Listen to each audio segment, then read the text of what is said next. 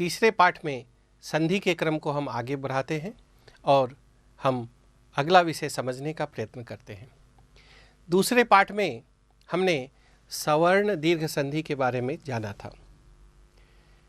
उस समय हमें यह ध्यान होगा कि जब अ, ई, उ, ऋ इनके ही सवर्ण वर्ण सजातीय वर्ण जब मिलते हैं तो फिर उसके दोनों के मिलने से एक नया तीसरा वर्ण दीर्घ ही होता है। इसे हम सवर्ण दीर्घ संधि के रूप में जान चुके हैं। इस तरह हमने देखा था अ का सवर्ण अ या आ ऐसा ही होगा, ई का सवर्ण ई या ई ऐसा ही होगा, उ का सवर्ण उ अथवा उ ऐसा होगा, ऋ का सवर्ण ऋ अथवा ऋ ऐसा होगा और उसका परिणाम, उसका परिवर्तन दीर्घ के रूप में होगा। दीर्घ अक्षर परिवर्तन के रूप में आते हैं। यदि अ के साथ अ या आ सवर्ण नहीं है, सजातीय वर्ण नहीं है, यदि अ के साथ ई इस तरह का उसका विजातीय वर्ण है, तब क्या होगा? उसे जानने के लिए हम तीसरे पाठ में गुण संधि को समझने का प्रयास करते हैं। हम यह भी जानते हैं कि शब्द में पहले पूर्व वर्ण होता है, पूर्व अक्षर होता है और उसके बाद में भी अक्षर होता है, उसे हम पर वर्ण कहते हैं। इसलिए संधि के क्रम में जब दो अक्षरों का मिलन होता है तो पहले शब्द में जो अंतिम अक्षर होता है उसे हम पूर्व वर्ण के नाम से जानते हैं और दूसरे शब्द का जो आरंभ अक्षर होता है उसे हम पर वर्ण के नाम से जानते हैं। आइए यहाँ हम देखते हैं। गुण संधि के क्रम में पूर्व वर्ण में अ या आ यह आएगा। यदि अ या आ यह निश्चित है, पूर्व वर्ण में अ होगा या तो आ होगा, अन्य ये वर्ण नहीं होंगे।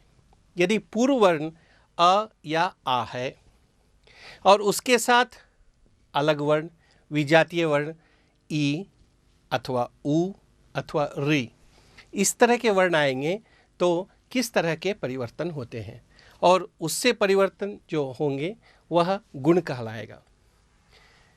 संस्कृत में गुण हम कुछ अक्षरों को गुण के नाम से जानते हैं। जैसे ए यह गुण कहलाता है, ओ यह गुण कहलाता है, अर यह गुण कहलाता है। यदि अ या आ के साथ ई वर्ण का मेल होगा तो वहाँ गुण के रूप में ए अक्षर यह परिवर्तन के रूप में आएगा। यदि अ या आ के साथ उ वर्ण होगा तो ओ ऐसा परिवर्तन होगा। यदि अ या आ के साथ ऋ यह वर्ण मिलेगा तो अर इस तरह का परिवर्तन होगा। यहाँ हम इन तीन वर्णों के साथ उदाहरणों को देखेंगे और समझेंगे।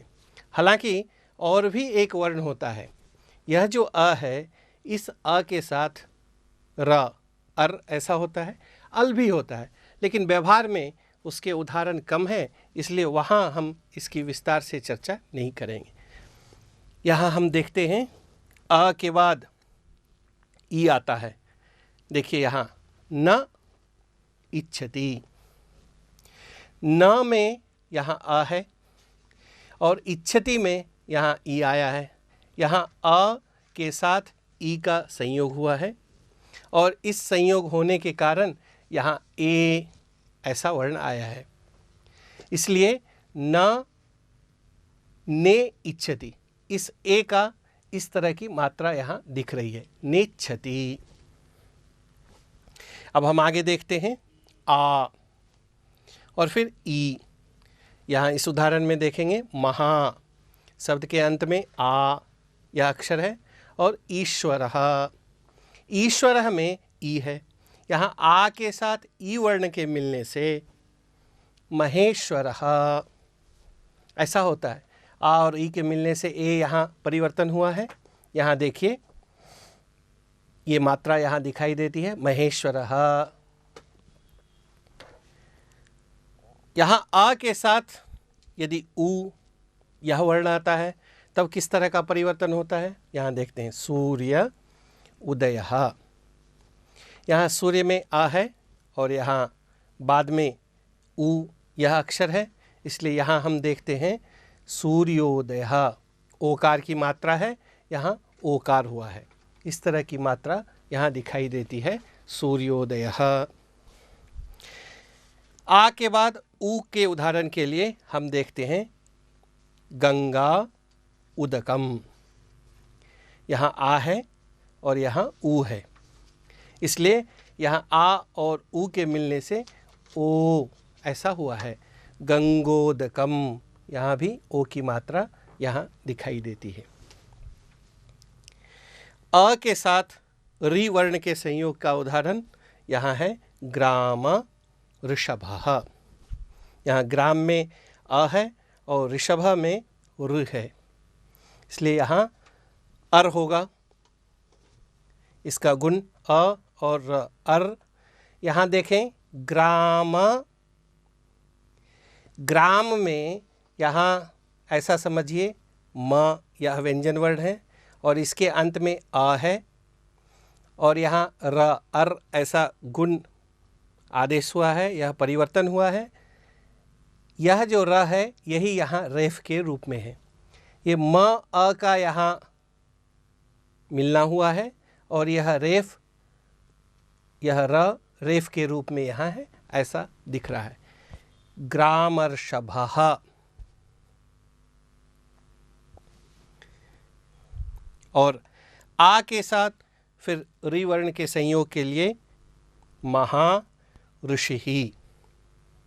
ठीक पहले के उदाहरण की तरह है, यहाँ आकार है और आकार के साथ यहाँ ऋकार आया हुआ है, इसलिए यहाँ देखिए महा, यहाँ हा इस तरह से है, हा के साथ आ है और ये र है, हा आ मिलने से यहाँ हा हुआ है और इस र का यहाँ रेफ दिखाई दे रहा है, महर्षिः। तो इस तरह हमने यह देखा कि अ या आ यदि पूर्व वर्ण में है, पूर्व अक्षर है, उसके साथ यदि बाद वाले अक्षर में ई या ऊ या री इस तरह के वर्ण का मिलन होता है, इस तरह के वर्ण का संयोग होता है, तो अ के साथ अ या आ के साथ ई मिलने पर ए इस तरह का परिवर्तन होता है, अ या आ के साथ ऊ मिलने पर ओ इस तरह का परिवर्तन होता है, और अ या आ के साथ ऋ मिलने पर अर इस तरह का परिवर्तन होता है। इसलिए इस परिवर्तन को ही हम ए, ओ या अर, इस परिवर्तन को हम गुण के नाम से जानते हैं, इसलिए यह गुण संधि कहलाता है। आइए संधि पाठ में कुछ गुण संधि से संबंधित वाक्य दिए गए हैं, उन वाक्यों को पढ़ते हैं। महेश्वरः कैलासे वसति, महा ईश्वरः, यह यहाँ बोल्ड अक्षर में मुद्रित है, यहाँ पर संधि है महा ईश्वरः, हम इसे पहले देख चुके हैं।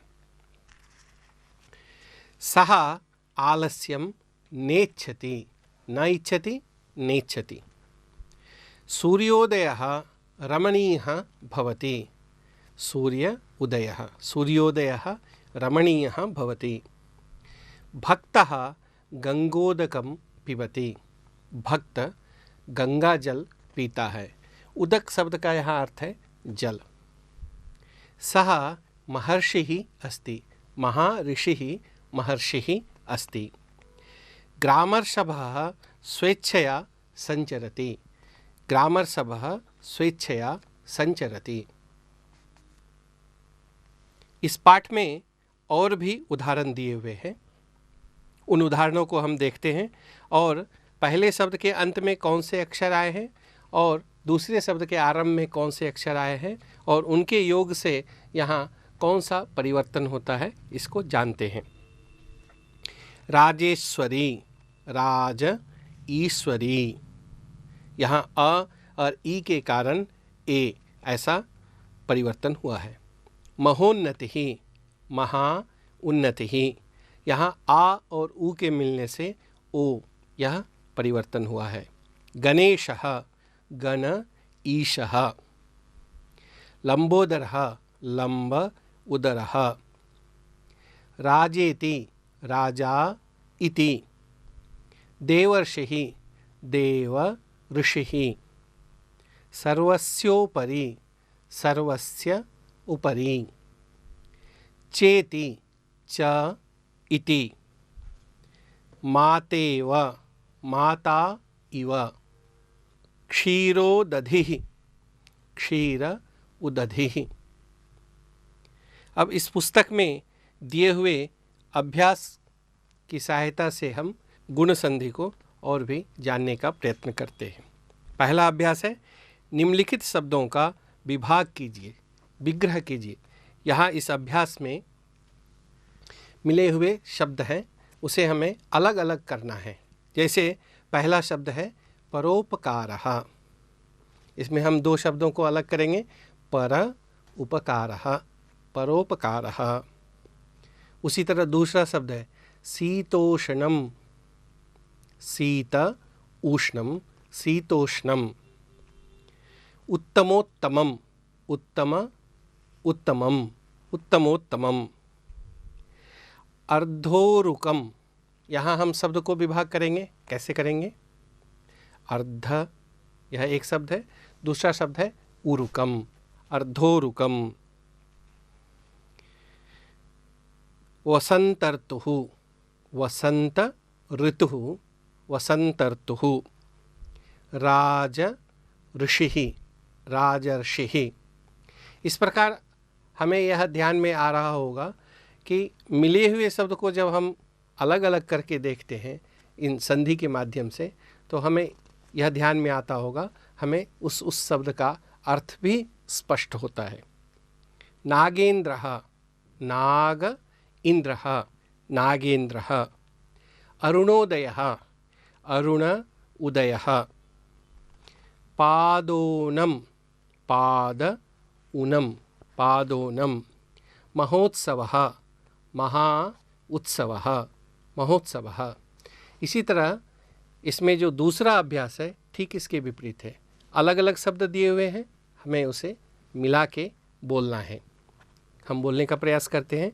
पहला अभ्यास है राजा इंद्रः, राजेन्द्रः। मिथिला ईशः, मिथिलेशः।